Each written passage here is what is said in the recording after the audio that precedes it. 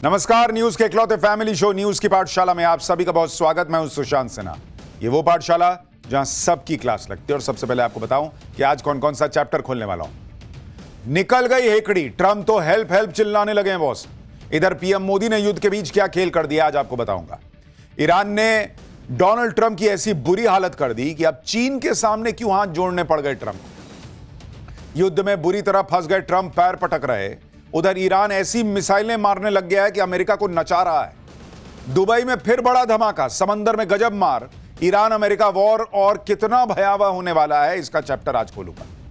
इसके अलावा ममता सिलेंडर लेकर सड़क पर आ गई, संसद में अलग बवाल। पीएम मोदी के सामने सिलेंडर वाला महा चैलेंज कैसे खड़ा हो गया है। सिलेंडर की गजब जमाखोरी, ताबड़तोड़ एक्शन भी हो रहा है, लेकिन पब्लिक को कितनी राहत मिल रही है, इसकी ग्राउंड रिपोर्ट दिखाऊंगा। सिलेंडर के बाद अब बढ़ने लगी है महंगाई। ईरान अमेरिका युद्ध नहीं रुका तो क्या गजब होने वाला है। बंगाल चुनाव में ममता ने बना दिया सिलेंडर को बड़ा मुद्दा, बीजेपी ने क्या जवाब दिया आज ये भी बताऊंगा। इसके अलावा कभी 6 उंगली, कभी कॉफी वाला एआई वीडियो, नेतन्याहू की मौत के दावे का सच क्या निकला। नेतन्याहू जिंदा हैं या कोमा में हैं या मारे गए, सबसे बड़ी गवाही नव भारत के कैमरे पर आ गई है बॉस। मुस्तफा खामनेई की हालत खराब, पुतिन के घर पर क्या सीक्रेट इलाज चल रहा है, उसकी सच्चाई भी आज आपको बताऊंगा।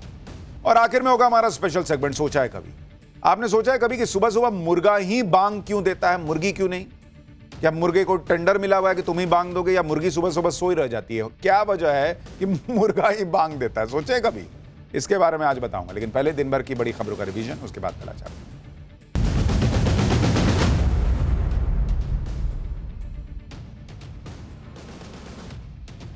बिहार में राज्यसभा चुनाव के दौरान महागठबंधन को बड़ा झटका लगा। बिहार की 5 राज्यसभा सीट पर एनडीए के कैंडिडेट जीत गए। मुख्यमंत्री नीतीश कुमार, बीजेपी अध्यक्ष नितिन नवीन, जेडीयू के रामनाथ ठाकुर, उपेंद्र कुशवाहा और बीजेपी महासचिव शिवेश राम चुनाव जीत गए।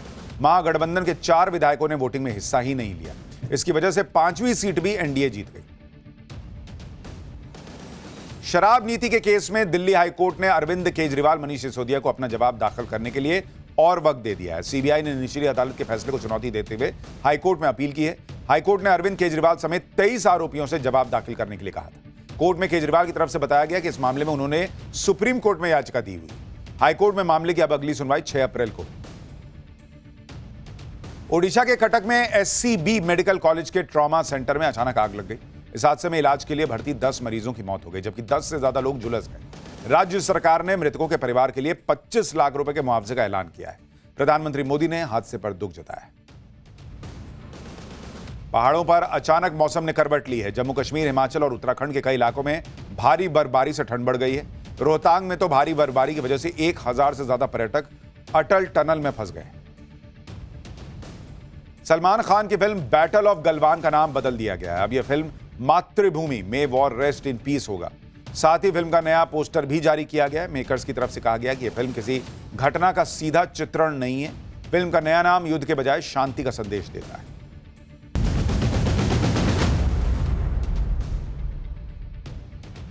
तो यह हो गया दिन भर का रिवीजन ऑफ पाठशाला की पहली क्लास। निकल गई हेकड़ी, ट्रंप तो हेल्प हेल्प चिल्लाने लगे भाई। उधर पीएम मोदी ने युद्ध के बीच क्या खेल कर दिया। ईरान ने कर दी डोनाल्ड ट्रंप की ऐसी बुरी हालत, अब चीन के सामने क्यों हाथ जोड़ने पड़ गए। युद्ध में बुरी तरह फंस गए ट्रंप, पैर पटक रहे। उधर ईरान ऐसी मिसाइलें मार रहा है कि अमेरिका को नचा के छोड़ दिया है। दुबई में फिर बड़ा धमाका, समंदर में गजब मार। ईरान अमेरिका वॉर और कितना भयानक होने वाला है, सबसे पहले इसका चैप्टर देखिए। ईरान अमेरिका के युद्ध को 2 हफ्ते हो चुके हैं, तीसरा हफ्ता शुरू हो चुका है। और तीसरा हफ्ता आते आते डोनाल्ड ट्रंप और उनका अमेरिका ऐसे हांफने लगे हैं कि हर तरफ हेल्प हेल्प चिल्ला रहे हैं। अमेरिका मदद के लिए जो है वो चिल्ला रहा है। हमने पहले ही कहा था कि युद्ध शुरू करना आसान होता है बॉस, युद्ध से निकलना बहुत मुश्किल होता है, जो भारत ने ऑपरेशन सिंदूर में करके गजब कर दिया था। ट्रंप वो काम नहीं कर पाए जो नरेंद्र मोदी ने ऑपरेशन सिंदूर में करके दिखा दिया था, कि घुसे, मारा और निकल आए। पाकिस्तान को ठोका भी भारत ने और फिर युद्ध से निकल भी आया। आज डोनाल्ड ट्रंप की हालत उस पाकिस्तान की तरह हो गई जो लोन के लिए भीख मांगता है। फर्क बस इतना है कि डोनाल्ड ट्रंप सैन्य मदद के लिए भीख मांग रहे हैं, गिड़गिड़ा रहे हैं कि कोई आकर उन्हें इस युद्ध से निकाल ले। कल तक जो ट्रंप नाच रहे थे बॉस, नाच नाच के बता रहे थे कि युद्ध जीत लिया, युद्ध जीत लिया, अब वही डोनाल्ड ट्रंप क्या कर रहे हैं। ट्रंप 32 देशों के संगठन वाले नेटो से मदद मांग रहे हैं। Trump Japan, south Korea, France से मदद मांग रहे हैं। ट्रंप उस यूके से भी मदद मांग रहे हैं जिसे पहले कह दिया था कि भाग जाओ, तुम्हारी जरूरत नहीं, अब क्या आए हो, भाड़ में जाओ। अब कह रहे हैं कि साथ आओ ना भाई। इतना ही नहीं, ट्रंप उस चीन से भी मदद के लिए गुहार लगा रहे हैं जिसे अमेरिका अपने लिए सबसे बड़ा खतरा बताता है। बॉस, आप सोचिए, डोनाल्ड ट्रंप की एक सनक ने कोई प्लान बी ना होने की वजह से अमेरिका का क्या हाल हो गया। ईरान ने जो पलटकर मारना शुरू किया, घुटने नहीं टेके, आज ट्रंप और अमेरिका की कैसी छीछा लेदर हो रही है। बॉस, दुनिया हंस रही है कि नंबर 1 बन के घूमते थे, आज सारी दुनिया से कह रहे हो कि मेरी मदद कर दो। चीन तक से अमेरिका मदद मांगेगा, यह किसने सोचा था, जिस चीन को वो दुश्मन मानते हैं। आज आपको बताऊंगा कैसे ट्रंप चीन के सामने हाथ जोड़ रहे हैं, कैसे दुनिया पर धौंस दिखाने वाले ट्रंप नाक रगड़ रहे हैं। आपको यह भी बताऊंगा कि ईरान से लड़ने के लिए दुनिया भर से मदद मांग रहे ट्रंप को कैसे कैसे जवाब मिल रहे हैं। आपको दिखाऊंगा कि उधर ट्रंप की हालत खराब है, इधर नरेंद्र मोदी ने कैसे अपना गेम सेट किया है। भारत के जहाज कैसे स्ट्रेट ऑफ हॉर्मुज से निकल रहे हैं, भारत कैसे डिप्लोमेसी कर रहा है, और उस डिप्लोमेसी की दुनिया में चर्चा है कि भारत के जहाज कैसे आ रहे हैं। बॉस, यानी नरेंद्र मोदी ने बीच युद्ध में फिर खेला करके दिखाया है। भारत के लिए यह क्या खबर है, आपको यह भी बताऊंगा।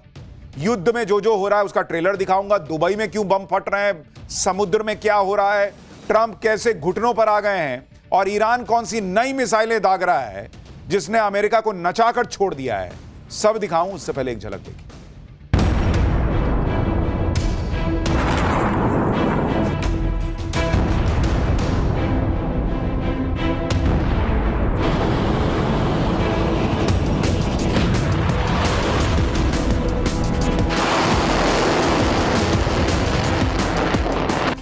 China's an interesting case study. They get relatively royal that you bike with car, get a lot, up 90% through the strait. So I said, would you like to come in and we'll find out. Maybe they will, maybe they won't.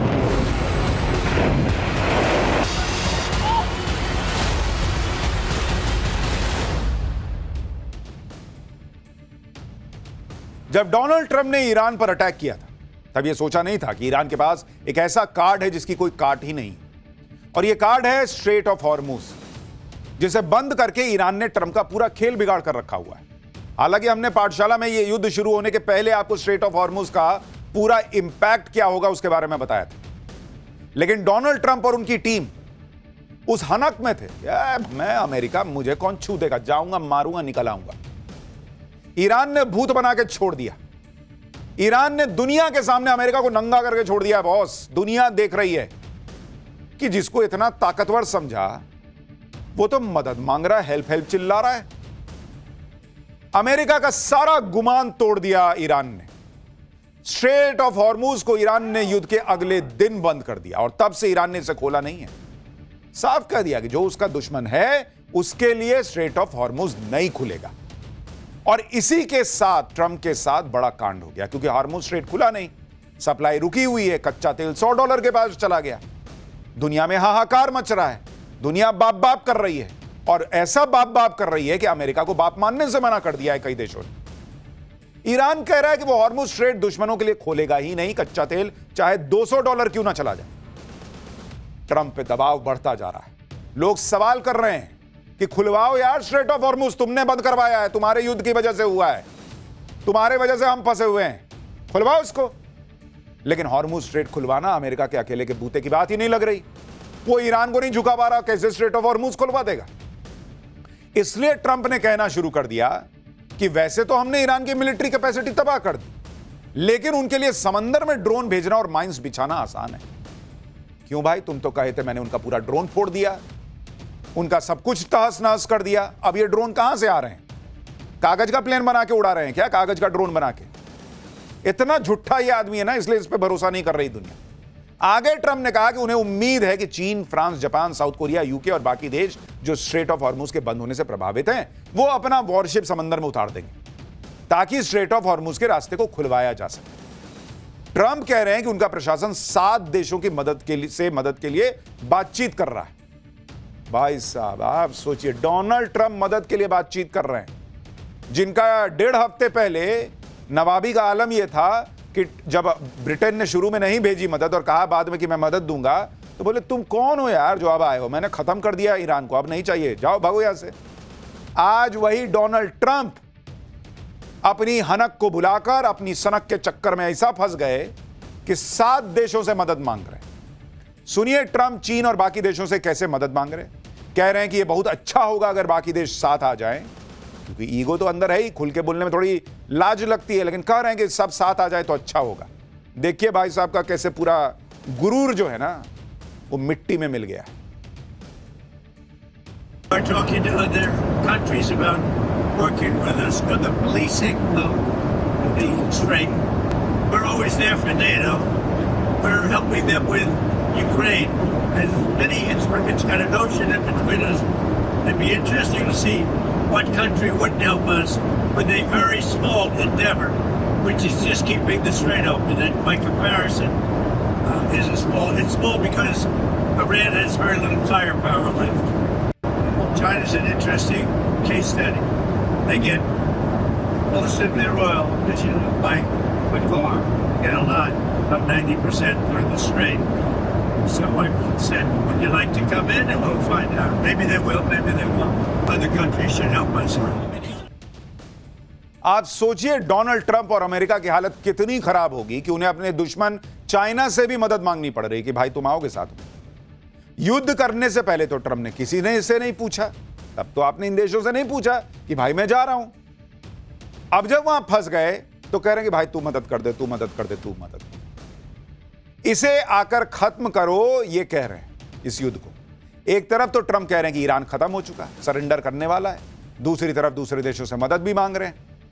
लेकिन कोई भी देश Trump की युद्ध वाली सनक में कूदना नहीं चाहता। यहां तक कि जो अमेरिका के पुराने सहयोगी हैं वो भी इसमें नहीं पड़ना चाहते। भाई ट्रंप ने स्ट्रेट ऑफ हॉर्मुज खुलवाने के लिए जो कहा उसे यूके ने तो साफ साफ ठुकरा दिया कि भाई हम नहीं कूदेंगे इसमें। ब्रिटेन के पीएम कीर स्टारमर ने कहा कि वो अपने वॉरशिप स्ट्रेट ऑफ हॉर्मुज में नहीं भेजेंगे। कमाल की बात यह कि एक हफ्ते पहले ही ट्रंप यूके का मजाक उड़ा रहे थे। एक हफ्ते पहले ट्रंप ईरान पर जीत के ऐलान के साथ कह रहे थे कि उन्हें यूके की मदद की कोई जरूरत नहीं।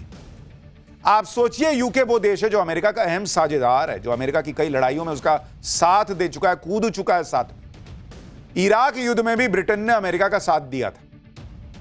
लेकिन अब ट्रंप पर किसी को भरोसा नहीं। ट्रंप उसी तरह उतावले हो रहे थे जैसे हेरा फेरी फिल्म में, आपको याद है परेश रावल, पैसा आया नहीं था लेकिन सबको बुला लिया था, तू भी लेके जाना, तू भी कर ले, तेरा कितना उधार है, लेके जाना, लेके जाना। बाद में सबको बोले कि नहीं भाई मैं दे नहीं पाऊंगा। डोनाल्ड ट्रंप का वही उतावलापन दिखा कि मैं जाऊंगा मार के चलाऊंगा। आज की डेट में दुनिया हंस रही है। सबसे बड़ी बात यह है कि दूसरा क्यों कूदे ट्रंप के युद्ध में। भाई दुनिया कह रही कि युद्ध लड़ने गए थे, हमसे पूछ के गए थे, तब तो धमक दिखाने के लिए युद्ध में कूद पड़े कि मैं अमेरिका हूं। युद्ध करवाकर दुनिया की 20% ऑयल सप्लाई रुकवा दी। दुनिया ऑलरेडी आपकी सनक के चक्कर में जो है वो झेल रही है। अब कह रहे हैं ट्रंप सबको कि तुम भी अपनी अपनी नेवी लेके आ जाओ। लेकिन कोई भी ट्रंप की बात नहीं मान रहा। ट्रंप की बात की कोई हैसियत नहीं रह गई बॉस आज की डेट में। सिर्फ ब्रिटेन नहीं है, बाकी देशों ने भी ट्रंप को आईना दिखा दिया। ऑस्ट्रेलिया ने कह दिया कि वो अपने शिप नहीं भेजेगा। जापान ने भी शिप भेजने से मना कर दिया है। जर्मनी ने भी मिलिट्री इन्वॉल्वमेंट से इनकार कर दिया है। जर्मनी ने कहा कि ईरान की वॉर से नेटो का कोई लेना देना नहीं है। ग्रीस ने भी कह दिया कि वो किसी मिलिट्री ऑपरेशन में शामिल नहीं होगा। साउथ कोरिया ने कहा कि ट्रंप की रिक्वेस्ट को रिव्यू करेंगे। यूरोपियन यूनियन की तरफ से कहा गया है कि इस पर विचार कर रहे हैं। मतलब कोई भी डोनाल्ड ट्रंप का साथ देने को तैयार नहीं है, अमेरिका का साथ देने को आज की डेट में तैयार नहीं। और करो भिखारी पाकिस्तान से दोस्ती और चटवाओ अपने तलवे मुनीर से। जैसे उसको कोई इज्जत नहीं देता, वही हालत आज की डेट में डोनाल्ड ट्रंप की हो गई। कोई इज्जत देने को तैयार नहीं है। ऐसा नहीं है कि ये देश स्ट्रेट ऑफ हॉर्मुज के बंद होने से प्रभावित नहीं है जो मना कर रहे हैं, लेकिन ये देश बाकी विकल्पों पर विचार कर रहे हैं और सीधे सीधे युद्ध में कूदने से बच रहे हैं, क्योंकि उनको भी समझ में आ रहा है युद्ध में घुस तो जाएंगे, फिर निकलेंगे कैसे। और उनके यहां भी तो पब्लिक पूछेगी कि तुम क्यों जा रहे हो, ये तो बताओ। ट्रंप ये दावा कर रहे हैं कि वो कई देशों से बात कर रहे हैं, अच्छा रिस्पॉन्स मिला है और इसी हफ्ते कुछ देशों से मिलकर एक गठबंधन का ऐलान कर सकते हैं जो स्ट्रेट ऑफ हॉर्मुज में उतरकर जहाजों को सुरक्षित निकाले। एक तरफ ट्रंप प्रशासन माहौल बना रहा है कि जल्दी ही बाकी देश साथ आ जाएंगे। अब देखिए क्या होता, हो सकता है आ जाए, लेकिन अभी तो कोई नहीं आने को तैयार हो रहा। दूसरी तरफ ट्रंप धमका भी रहे हैं। ट्रंप कह रहे हैं कि नेटो को स्ट्रेट ऑफ हॉर्मुज खोलने में उनकी मदद करनी होगी। अगर अमेरिका के सहयोगी देश हॉर्मुज स्ट्रेट खोलने में मदद नहीं करते हैं तो नेटो का भविष्य बहुत बुरा हो सकता है। यानी ट्रंप को समझ ही भी नहीं आ रहा क्या करूं, धमका के देख रहे हैं, प्यार से बोल के देख रहे हैं, सब कुछ करके देख ले रहे हैं। अब ये धमकी कितना काम करेगी, अमेरिका के सहयोगी देश अपना रुख बदलेंगे, ये तो अगले कुछ दिनों में पता चल जाएगा। लेकिन आज की डेट में अमेरिका की घनघोर बेइज्जती हो रही है। स्ट्रेट ऑफ हॉर्मुज को खुलवाने के लिए ट्रंप इस कदर बेचैन है कि वो चीन से भी मदद मांगने में जुट गए।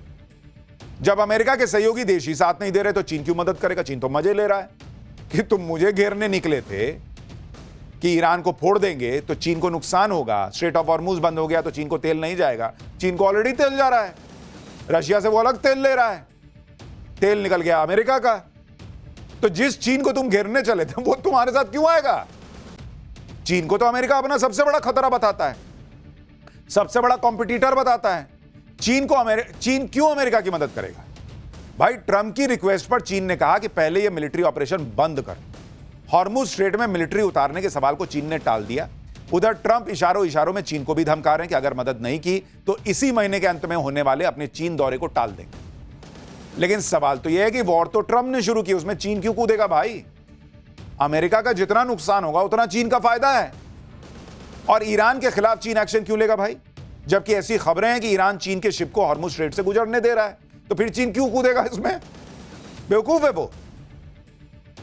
ट्रंप की यही हालत देखकर ईरान ट्रंप का मजाक उड़ा रहा है। ईरान कह रहा है कि जो ट्रंप बुली कर रहे थे वो बेगिंग पर आ गए, भीख मांगने पर आ गए। ईरान ने हॉर्मुज स्ट्रेट को लेकर ट्रंप की परेशानी को और बढ़ा दिया। ईरान के विदेश मंत्री अब्बास अरागची ने कहा कि स्ट्रेट ऑफ हॉर्मुज खुला है, यह सिर्फ उन्हीं टैंकर्स और शिप के लिए बंद है जो हमारे दुश्मनों से जुड़े हुए हैं, वो देश जो हम पर हमला कर रहे हैं और उनके सहयोगी देश। बाकी देशों के लिए तो रास्ता खुला हुआ है।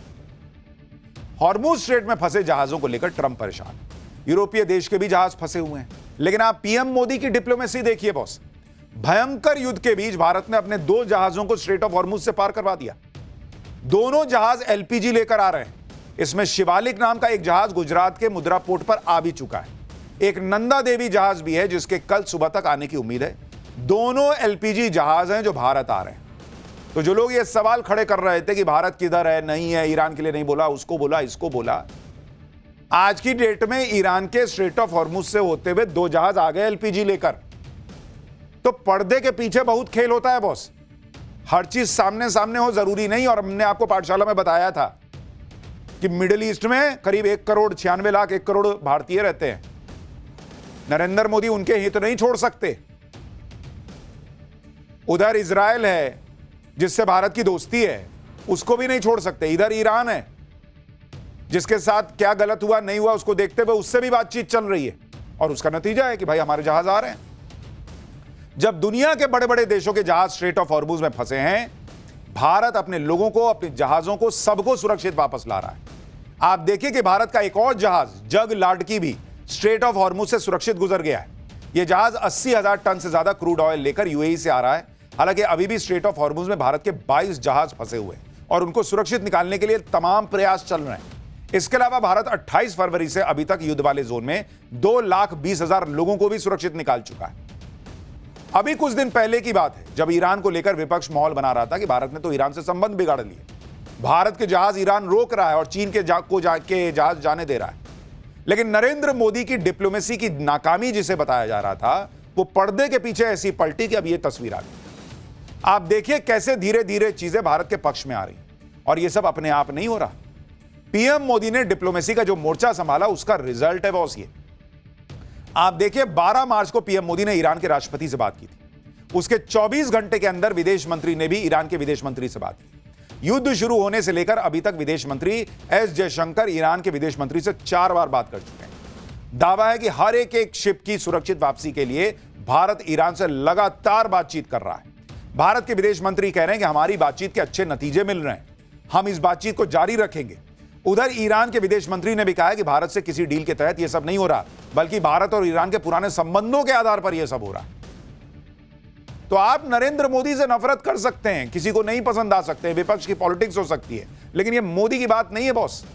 ये एलपीजी नरेंद्र मोदी के घर में नहीं जाएगा जो आ रहा है, ये क्रूड ऑयल जो आ रहा है ये मोदी के घर में नहीं जाएगा, ये आपके हमारे काम आने वाला है। और इसलिए ये भारत की जीत है कि अगर वहां से हमारे जहाज आ रहे हैं।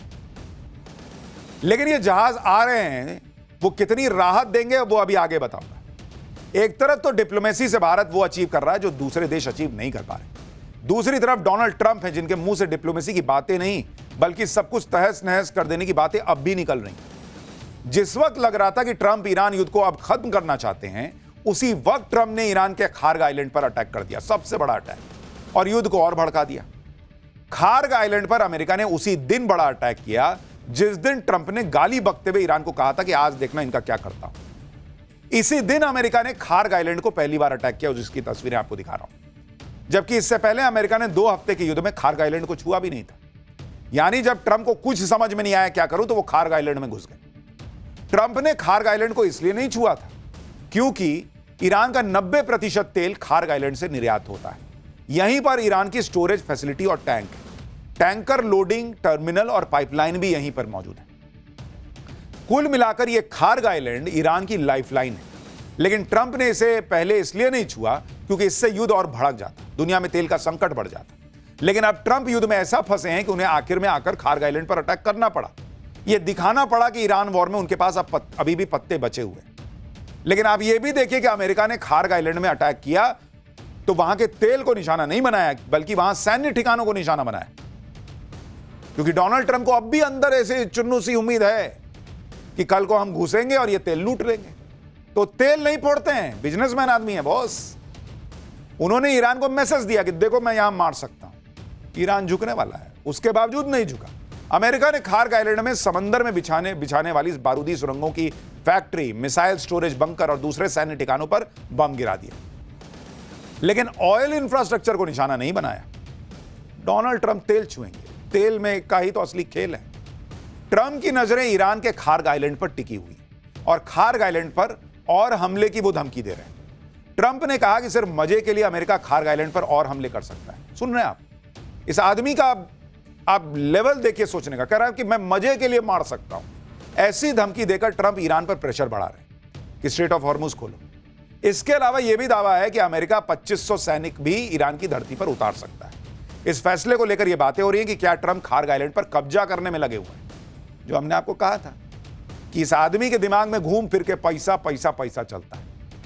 वो दुनिया को नाटक करके बताता है कि अमेरिका दुनिया को बचाने के लिए ईरान में घुस रहा है, रिजीम चेंज करना चाहता है, वो परमाणु हथियार रोकना चाहता। अरे कुछ नहीं रोकना चाहते, तुम खाली लूटना जानते हो। अमेरिका, तुम खाली तेल लूटना जानते हो, और एक बार तेल के बहाने घुसे तो जो मिलता है लूट के निकलते हो। तो ये तमाशा दुनिया को दिखाना कि हम दुनिया का भला कर रहे हैं। अभी इनके प्रवक्ता से पूछा गया कि भाई दूसरे देश को क्यों घुसना चाहिए आपकी मदद के लिए, आप उनसे तो पूछ के गए नहीं थे। तो वो कह रही है इनकी प्रवक्ता कि भाई हम दुनिया के लिए ना लड़ रहे हैं। अरे बाप रे, दुनिया के लिए लड़ रहे हैं, हमसे पूछ के लड़े हो तुम। खार्ग आइलैंड पर हमला करके ट्रंप ने ईरान को और भड़का दिया। ईरान ने कहा था कि उस पर जिस तरह के हमले होंगे वो वैसा ही पलट के जवाब देगा। अगर उसके ऑयल इंफ्रास्ट्रक्चर को निशाना बनाया जाएगा तो फिर वो भी दूसरों के ऑयल इंफ्रास्ट्रक्चर तबाह करेगा। यानी टिट फॉर टैट चल रहा है ईरान का, तुम मारो हम भी मारेंगे, तुम 4 मारोगे हम 2 तो मार ही देंगे। ईरान ने कहा कि खार्ग आइलैंड पर जो हमला हुआ था वो अमेरिका ने यूएई से किया, इसलिए खार्ग आइलैंड पर अमेरिका के हमले के बाद ईरान ने फिर से यूएई पर अटैक करना शुरू कर दिया। ईरान ने यूएई की फुजेराह पोर्ट पर हमला किया है। फुजेराह एक अहम ऑयल एक्सपोर्ट हब है, ईरान इसे लगातार टारगेट कर रहा है। शनिवार को भी जब ईरान ने इस पोर्ट पर हमला किया था तो भारत का जग लाड की शिप उस पोर्ट पर था और वहां ऑयल टर्मिनल से शिप पर क्रूड ऑयल लोड हो रहा था। राहत की बात यह रही कि इस हमले में किसी को कोई नुकसान नहीं। इसके अलावा कल रात भी ईरान ने दुबई एयरपोर्ट के पास हमला किया, जिसके बाद दुबई एयरपोर्ट के ऑपरेशन को रोक दिया गया था। देखिए कैसे धुआं निकल रहा है, जो तस्वीरें दुबई से आ रही। तो बेचारा यूएई फंस गया है क्योंकि अमेरिका वहां से अटैक करता है और ईरान चूंकि अमेरिका तक क्या ही मारेगा तो वो यूएई पर अटैक करता है कि तुम क्यों अपनी जमीन इस्तेमाल होने दे रहे हो। हालांकि इस बीच भी यूएई लगातार अपने लोगों के लिए काम कर रहा है। दुनिया भर में यूएई की हालांकि तारीफ हो रही है कि जिस तरीके से वहां पर हालात को संभालने का प्रयास हो रहा है, लेकिन ट्रंप के चक्कर में सब फंसे हुए हैं। इस तरह के हमले करके ईरान यह बता रहा है कि वो झुकने वाला नहीं है। युद्ध को नेक्स्ट लेवल पर ले जाना चाहते हो, वो भी जाने को तैयार है, और इसलिए अब वो घातक मिसाइलें निकाल रहा है। ईरान ने युद्ध में पहली बार सेजल 2 मिसाइल का इस्तेमाल किया, जिसे डांसिंग मिसाइल कहा जाता है, नाचने वाली मिसाइल। पहले आप इस मिसाइल की एक झलक देखिए, फिर आपको बताता हूं कि ये कितनी खतरनाक मिसाइल है जो अमेरिका को नचा रही है।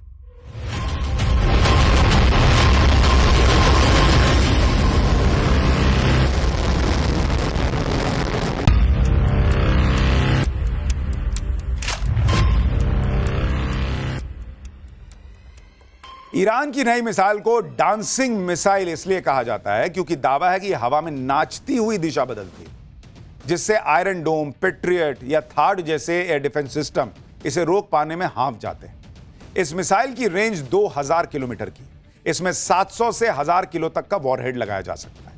यह मिसाइल मोबाइल लॉन्चर से दागी जा सकती है, जिससे इसे जल्दी और कहीं से भी लॉन्च किया जा सकता है। इधर ईरान अपनी ताकत दिखाता चला जा रहा है। ईरान ताबड़तोड़ हमले कर रहा है, लेकिन उस पर भी ताबड़तोड़ हमले हो रहे हैं। अमेरिका और इजराइल के ईरान पर लगातार एयर स्ट्राइक की तस्वीरें आ रही हैं। जो एक और तस्वीर है, देखिए।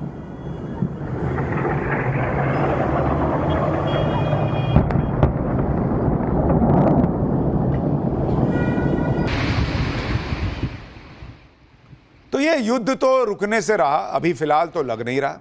डोनाल्ड ट्रंप को जब मदद मांगने की नौबत आ गई है, तभी आप समझ जाइए कि ईरान जो है वो कैसे अपर हैंड लिए हुए है और ये मामला कितना भयावह होता जा रहा है।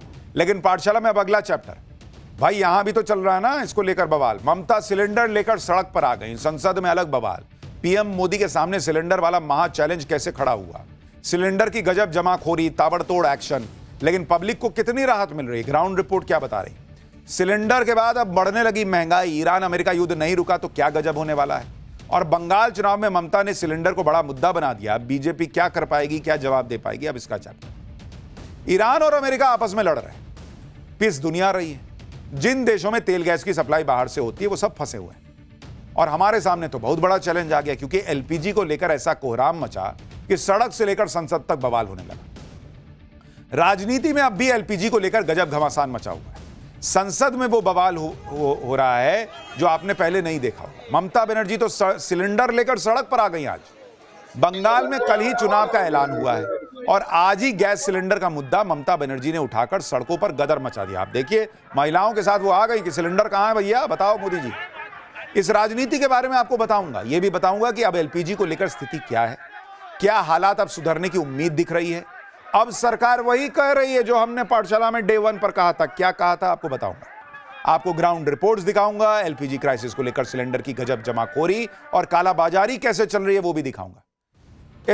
इतने सिलेंडर पकड़े जा रहे हैं, सरकार की तरफ से क्या ताबड़तोड़ एक्शन हो रहा है, पब्लिक को राहत मिल रही है, नहीं मिल रही है, संकट कितना बड़ा होने वाला है, क्या महंगाई बहुत बढ़ने वाली है, ईरान अमेरिका युद्ध नहीं रुका तो क्या क्या गजब आफत आने वाली है, सबका चैप्टर खोलूं उससे पहले एक झलक देखिए।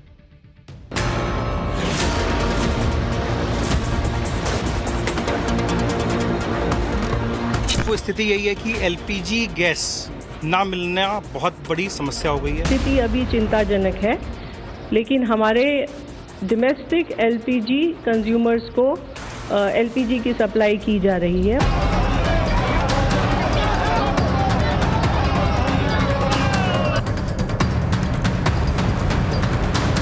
घरों में लोग परेशान, छोटे छोटे ढाबे वाले, रेस्टोरेंट्स, हॉस्टल्स, सब पर असर गिर रहा है।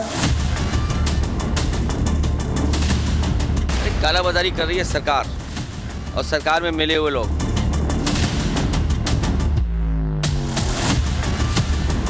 यह विपत्ति काल में भी देश में राजनीति करने से पीछे नहीं हटता।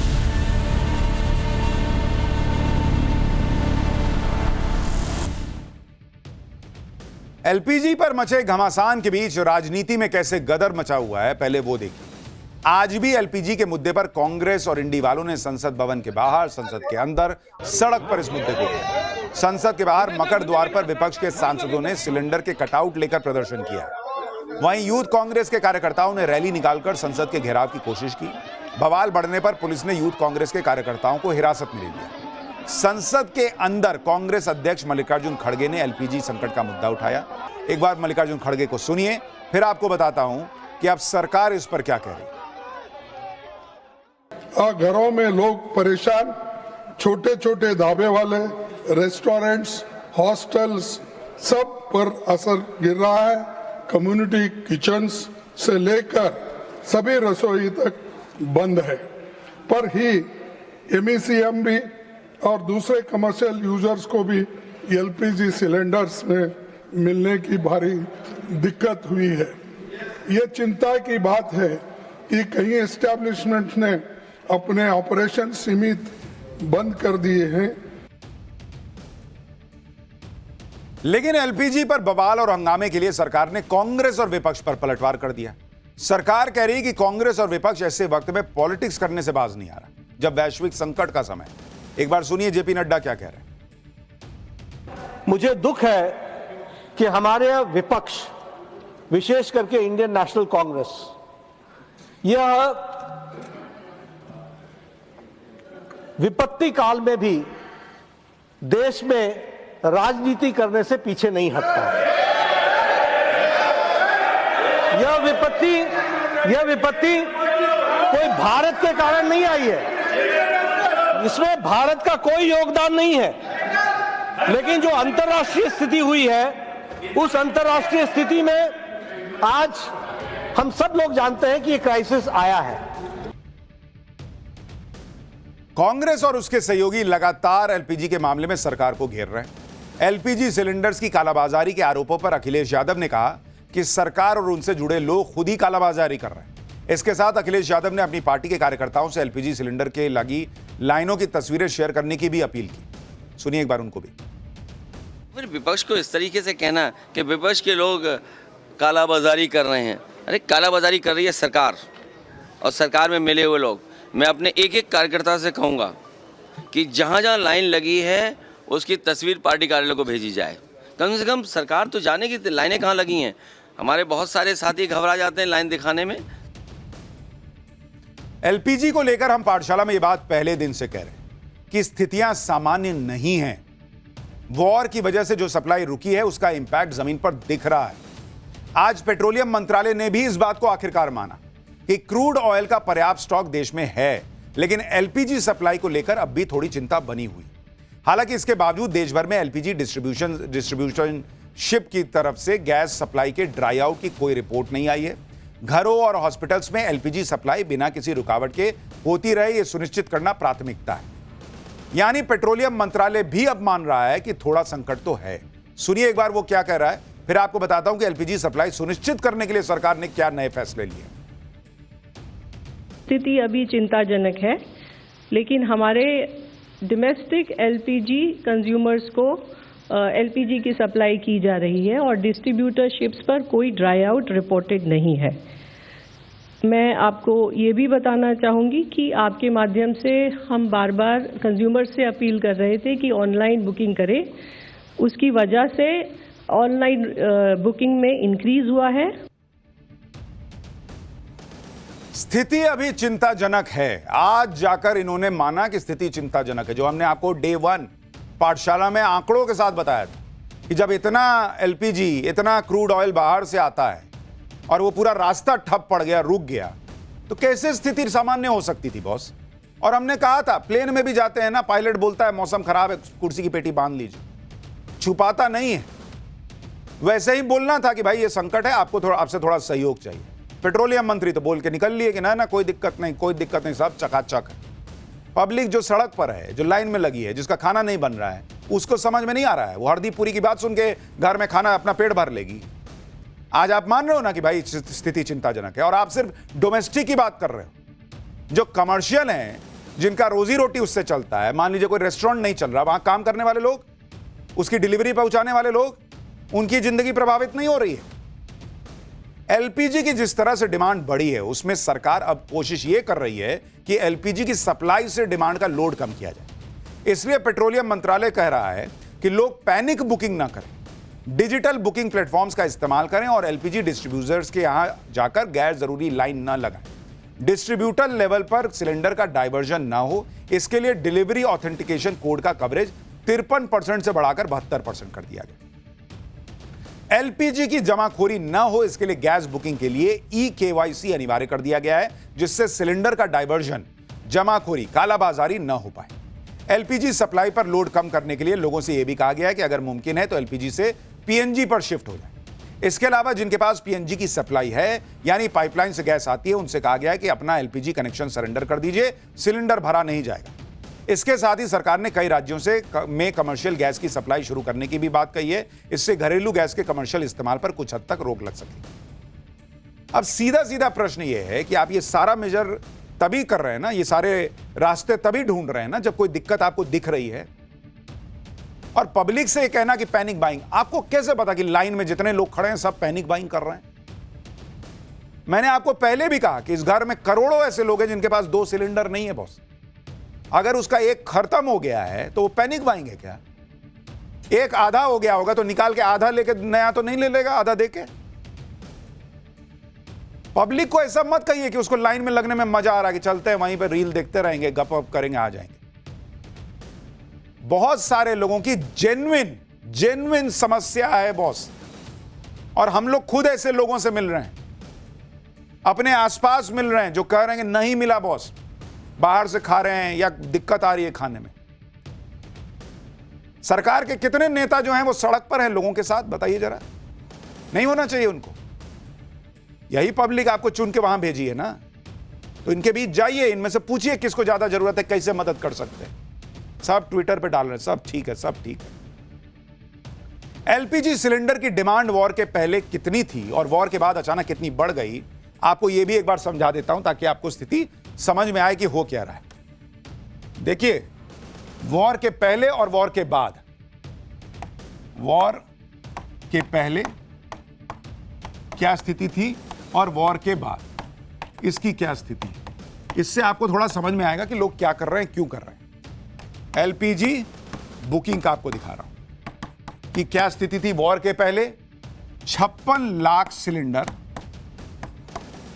पर डे बुक हो रहा था, पर डे, वॉर के पहले। 13 मार्च को कितना हुआ वॉर के बाद? 13 मार्च को यह आंकड़ा बढ़कर चला गया 89 लाख पर डे। ठीक है, अब इसमें जाहिर सी बात है कुछ लोग पैनिक में करा रहे होंगे, कुछ लोगों को लग रहा होगा कि भाई एक सिलेंडर तो रख ले, अभी एक दूसरा खत्म होने वाला है।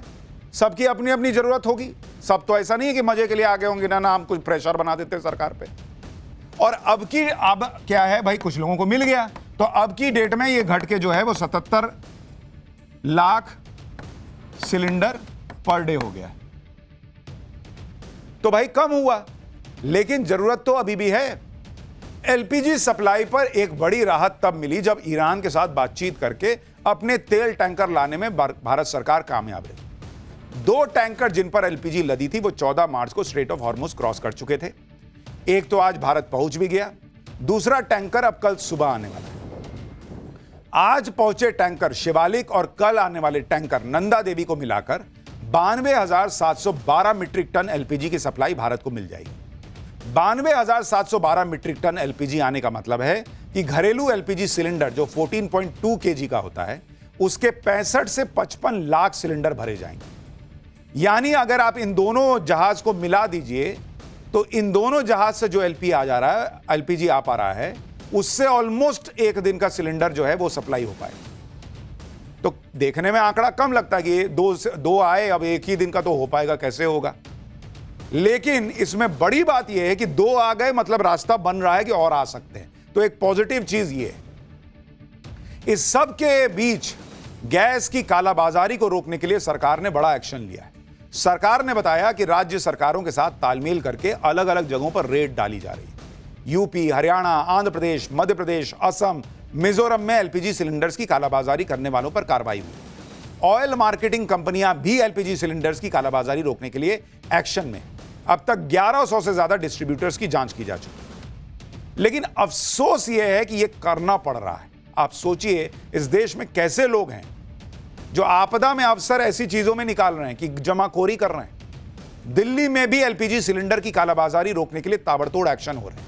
आज दिल्ली के मुंडका इलाके में दिल्ली पुलिस की क्राइम ब्रांच ने छापा मारा और एलपीजी की कालाबाजारी के बड़े रैकेट का पर्दाफाश किया। पुलिस ने एक गोदाम से 600 से ज्यादा एलपीजी सिलेंडर जब्त किए हैं, 600 प्लस। देख रहे हैं, भरा हुआ था वहां पर। कैसे लोग हैं बॉस ये लोग। छापेमारी की जानकारी मिलते ही गोदाम का मालिक भाग गया। गोदाम में सिर्फ इंडेन ही नहीं बल्कि दूसरी गैस कंपनियों के भी भरे हुए सिलेंडर मिले। देख रहे हैं, सबका सील पैक है। इसी तरह दिल्ली के शकरपुर इलाके में भी पुलिस ने छापेमारी के बाद एलपीजी सिलेंडर की कालाबाजारी के आरोप में एक शख्स को गिरफ्तार किया है। यूपी में भी एलपीजी गैस की कालाबाजारी पर नकेल कसने के लिए योगी सरकार एक्शन ले रही है। आज भी यूपी के हमीरपुर में एलपीजी सिलेंडर की कालाबाजारी को लेकर छापेमारी हुई। गैस सिलेंडर्स की कालाबाजारी के आरोप में बीएसपी नेता समेत 5 लोगों पर केस दर्ज हुआ है। अब तक यूपी में करीब 1500 जगहों पर रेड पड़ी है। कालाबाजारी के आरोप में 24 लोगों के खिलाफ एफआईआर हुई है। 6 आरोपियों को गिरफ्तार भी किया गया है। उधर जम्मू कश्मीर में भी एलपीजी सिलेंडर्स की कालाबाजारी रोकने के लिए एक्शन हुआ। प्रशासन की टीम अलग अलग गैस एजेंसियों में जाकर स्टॉक का हिसाब किताब ले रही है ताकि घरेलू गैस की सप्लाई को दुरुस्त किया जा सके। एक हफ्ते के अंदर 100 से ज्यादा सिलेंडर बरामद किए जा चुके हैं वहां जम्मू में भी। देखिए वहां से एक रिपोर्ट। जम्मू एडमिनिस्ट्रेशन जो है वो एक्शन मोड में है और लगातार सिक्योरिटी जो यहाँ पर एजेंसीज़ है, जगह जगह पे गैस एजेंसीज़, वहाँ पर जो विज़िट है वो यहाँ पर की जा रही है, क्रैकडाउन किया जा रहा है।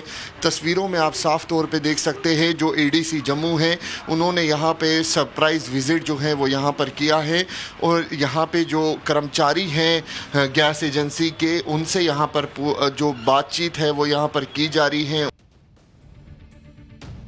इस जमाखोरी के बीच अब यह भी देखिए कि एलपीजी सिलेंडर को लेकर जो डिमांड बढ़ी उस पर प्रेशर कम करने के लिए क्या क्या कदम उठाए गए। नए पीएनजी कनेक्शन लेने पर 500 रुपए की गैस मुफ्त देने का ऐलान किया गया है। पीएनजी का कनेक्शन लेने पर रजिस्ट्रेशन फीस में 500 रुपए की छूट दी जा रही है। कमर्शियल कस्टमर्स को पीएनजी कनेक्शन लेने पर सिक्योरिटी डिपॉजिट जमा नहीं करना होगा। शहरी इलाकों में एलपीजी सिलेंडर की बुकिंग का इंटरवल बढ़ाकर 25 दिन किया गया, जबकि ग्रामीण इलाकों में यह गैप 45 दिन कर दिया गया। सभी राज्यों और केंद्र शासित प्रदेशों को अतिरिक्त 48,000 किलोलीटर केरोसिन दिया गया है।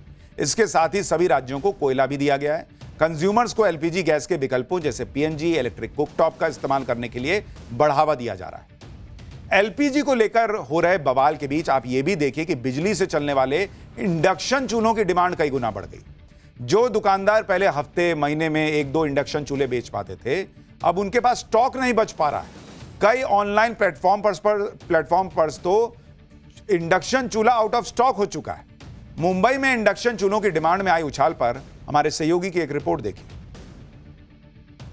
जो मुंबई के दादर इलाके में है, अब यहाँ पे देखिए नीचे की तरफ आप जो देख रहे हैं ये वो सेक्शन है जहाँ पर इंडक्शन चूल्हे रखे जाते थे, लेकिन अब सिर्फ 2 ही पीस यहाँ पर बचे हुए हैं। हालांकि ये बताया जा रहा था यहाँ पर और भी काफी सारे पीसेस रखे हुए थे, लेकिन इतनी ज्यादा डिमांड अब लोगों की आने लगी है चूंकि सप्लाई इतनी ज्यादा बाधित हो गई है एलपीजी गैस की कि लोग अब सेकेंड ऑप्शन के तौर पे इलेक्ट्रिक चूल्हा ही देख रहे हैं। भारत गैस का हमारा है सिलेंडर, लेकिन खत्म हो गया है जी। और हमारा 25 डेज बोल रहे हैं गवर्नमेंट, लेकिन 25 डेज के ऊपर हो गए मेरे। 25 डेज के बाद भी अभी बोल रहे हैं कि सिलेंडर 10 दिन के बाद आएगा। अच्छा, तो इसलिए लेने के लिए आया है मैं। अगर मतलब आपका मैंने बराबर यूज किया है। 25 डेज के बाद भी अगर वो बोल रहे हैं 10 दिन और लगेगा तो फिर इसके अलावा कोई दूसरा ऑप्शन नहीं है ना जी। यानी लोग भी अपने अपने हिसाब से तैयारी कर रहे हैं। लेकिन सवाल एक ये भी है कि बीजेपी के कई नेता सिर्फ नरेंद्र मोदी के भरोसे बैठे रहते हैं कि मोदी है ही, हम कुछ भी करेंगे, हम जीतेंगे। पब्लिक का मोदी पे तो भरोसा है ही। आप क्यों नहीं उतर के जाते? सांसद हैं, विधायक हैं, आप सड़क पर जो लाइनें लगी हैं उसमें क्यों नहीं जाके लोगों की मदद करते? कई लोग लिख रहे हैं कि हमारा बुकिंग नहीं हो पा रहा ऑनलाइन। उनके पास जाइए ना बॉस, उनसे पूछिए क्या दिक्कत आ रही है भाई, मेरे को बता। दिन भर घूमिए, लोगों के बीच जाइए, उनकी मदद कीजिए। कोई दिक्कत है?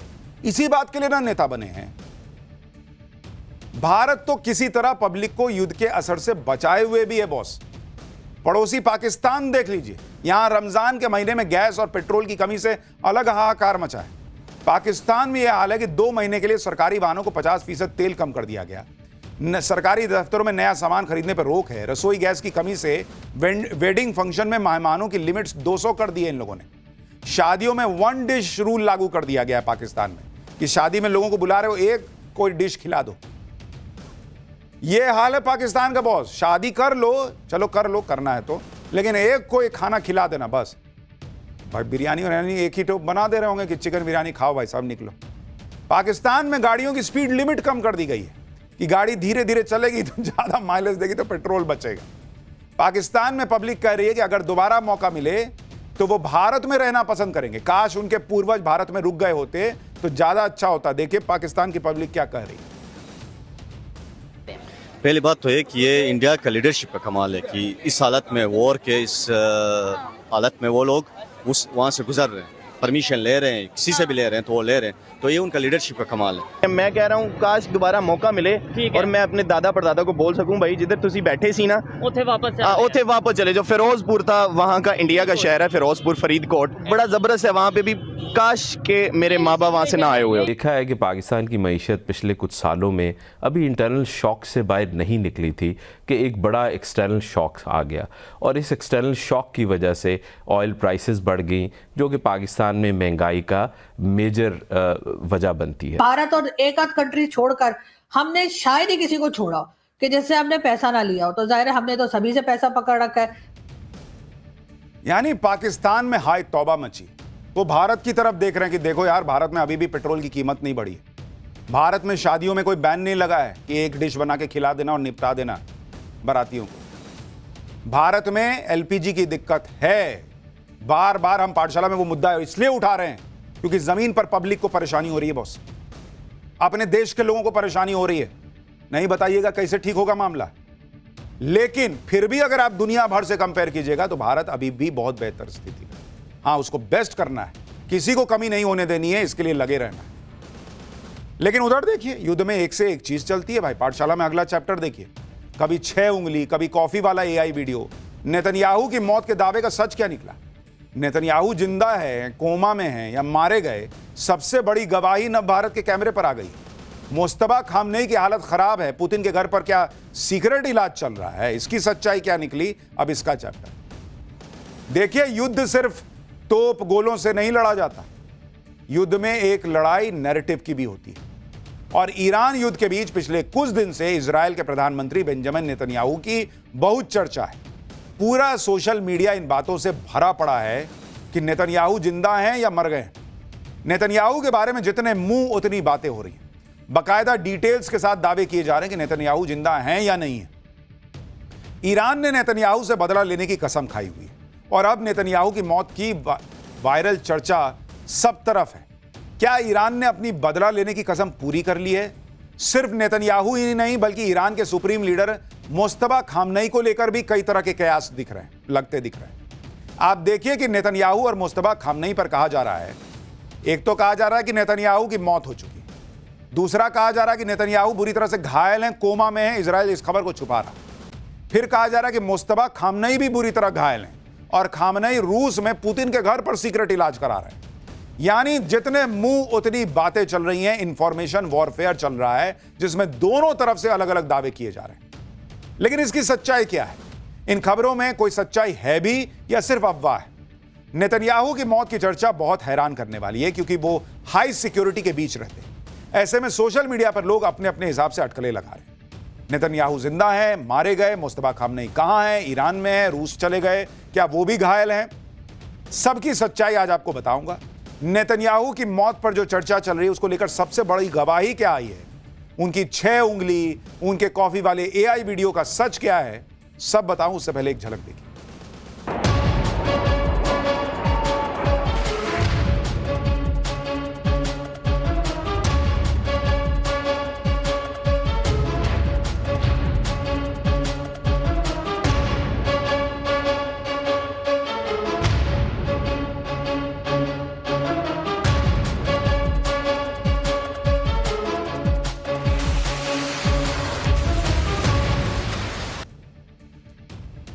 नेतन्याहू को लेकर जो अटकलें और चर्चाएं चल रही हैं वो 13 मार्च के बाद से जोर पकड़ने लगी थी। नेतन्याहू के घायल होने की तस्वीरें शेयर होने लगी। लोग कहने लगे कि ईरान के हमले में नेतन्याहू की मौत हो गई, देखो कैसे घायल हो गए।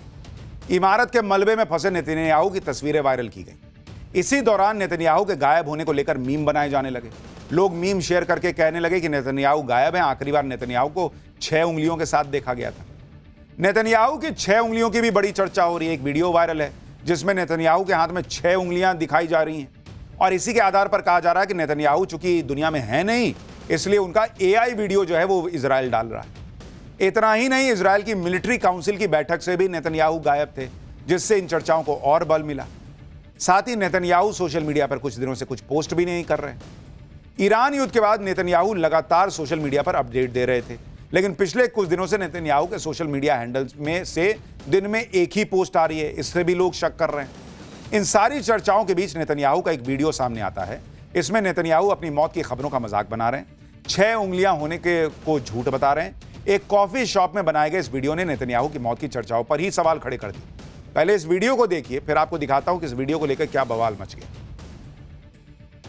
חושב שלום אומרים ברשת שאתה בכלל מת? אני מת על קפה, אתה יודע מה? אני מת על העם שלי.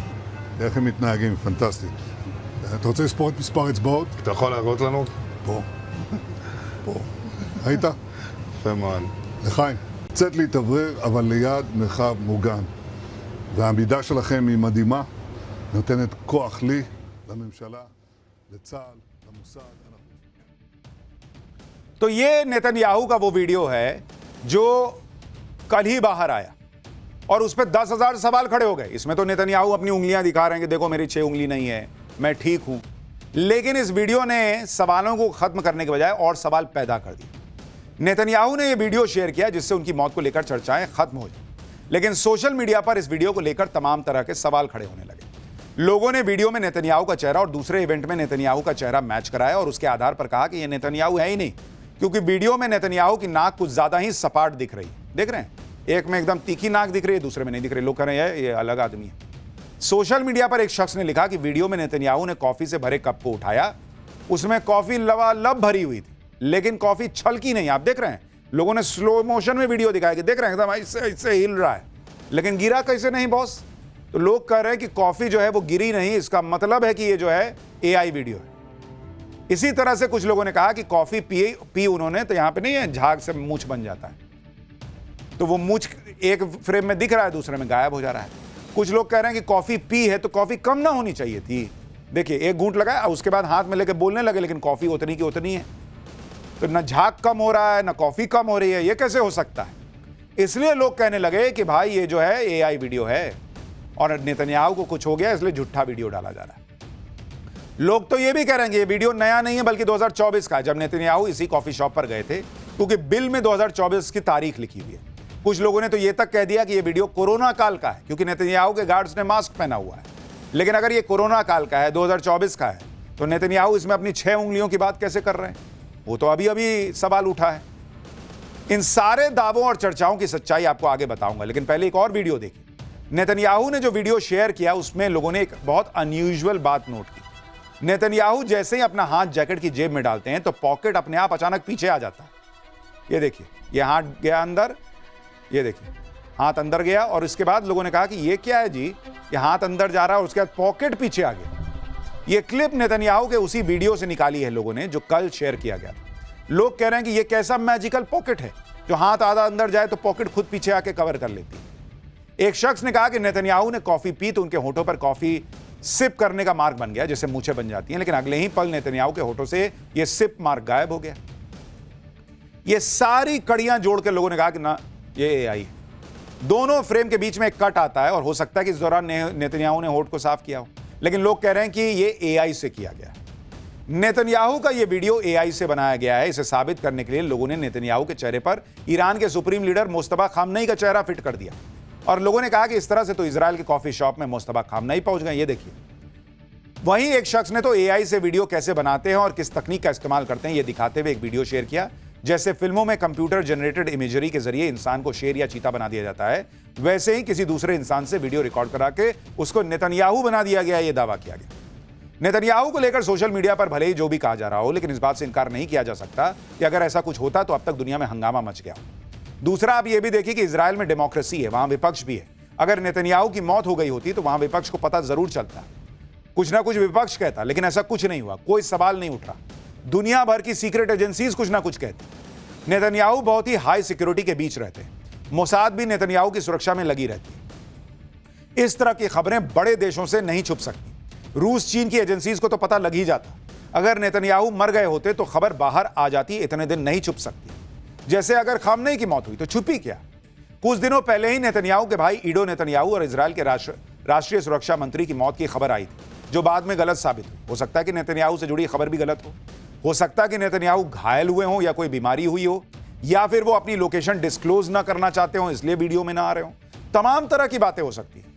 इसलिए मौत की खबर विश्वास के लायक तो नहीं लगती, क्योंकि आज ही नेतन्याहू ने एक और वीडियो शेयर किया जिसमें वो आम लोगों से बात करते हुए दिख रहे हैं। इसके अलावा जिस कॉफी शॉप में नेतन्याहू ने कॉफी पी, वहां हमारे सहयोगी ने लोगों से बात की और बताया कि नेतन्याहू वहां आए थे। हमारी नवभारत की एक्सक्लूसिव रिपोर्ट देखिए जो गवाही दे रही है कि नेतन्याहू जिंदा हैं या नहीं। सुनिए उस कॉफी शॉप पे लोग क्या बता रहे हैं। नेतन्याहू ने इस जगह का उपयोग किया जितने तरह की रूमर्स थी उसको डिस्प्ले करने के लिए, और उन्होंने यही वो कॉफी ली थी और वहां पीते हुए बोला था कि मैं इसका इंतजार कर रहा था, और उन्होंने अपना हाथ दिखाया था जिसमें उन्होंने कहा था कि मेरे 5 ही उंगलियां हैं। लगभग उन्होंने यहाँ 25 मिनट गुजारे थे और लोगों से बात की थी, और ये भी बात हुई थी जब हमने और लोगों से बात की तो उनको ये एहसास है कि युद्ध चल रहा है और जितना जल्दी खत्म हो और शांति आए उतना अच्छा है। यानी नवभारत के कैमरे पे लोगों ने कहा कि भाई नेतन्याहू वहां आए थे। दूसरी बात, जो वो बंकर से निकल रहे नेतन्याहू मौत हो गई, ये सब भी तो एआई वीडियो था, तो इसलिए अभी स्थिति बहुत स्पष्ट नहीं है, लेकिन नेतन्याहू जिंदा हैं इसके चांसेस ज्यादा है। और अब हमारा स्पेशल सेगमेंट सोचा है कभी, वो सवाल जो दिमाग की बत्ती जला दे।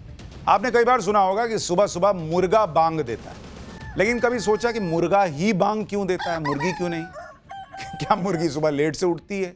क्या वजह है कि ये बांग देने का लोड मुर्गे ने ही ले रखा कि नहीं मैं ही दूंगा?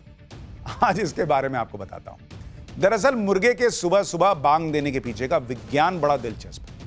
वैज्ञानिक शोधों से पता चला कि मुर्गे के भीतर एक बायोलॉजिकल क्लॉक होती है। वे केवल सूरज की रोशनी देखकर नहीं चिल्लाते, बल्कि उनका शरीर उन्हें संकेत देता है कि भोर होने वाली है। एक प्रयोग में मुर्गों को 24 घंटे अंधेरे में रखा गया, फिर भी उन्होंने सुबह सटीक समय पर ही मुर्गा बांग दी। मुर्गी के न बांग देने के पीछे मुख्य कारण टेस्टोस्टेरोन हार्मोन को बताया जाता है। मुर्गियों में यह हार्मोन स्वाभाविक रूप से बहुत कम होता है और इसलिए वो मुर्गे की तरह तेज आवाज में बांग नहीं दे पाते। बांग देना मुर्गे का एक तरह का ऐलान है कि ये इलाका उसका है। बांग देकर मुर्गा यह भी बताता है कि यहां की मुर्गियों पर उसका अधिकार है। यह एक तरह की चेतावनी होती है कि कोई दूसरा नर वहां ना आए। मुर्गे अपनी टेरिटरी को लेकर बहुत अग्रेसिव होते हैं और अल्फा मुर्गा अपने आगे किसी की सत्ता सहन नहीं कर सकता। कहा जाता है कि झुंड का सबसे ताकतवर अल्फा मुर्गा ही सबसे पहले बांग देता है, उसके बाद ही दूसरे कम उम्र या कम ताकतवर मुर्गे बांग दे सकते हैं। अगर कोई छोटा मुर्गा पहले बांग दे दे तो अल्फा मुर्गा पिनक जाता है, कहता है चुनौती दे रहे हो क्या जी? तो आप जिसे मुर्गे वाला अलार्म क्लॉक समझ रहे होते हैं, वो सुबह सुबह मुर्गा अपना अल्फा होने और अपनी टेरिटरी का ऐलान कर रहा होता है बॉस। आप सोचते हैं कि आपको जगा रहा है। आज के लिए इतना।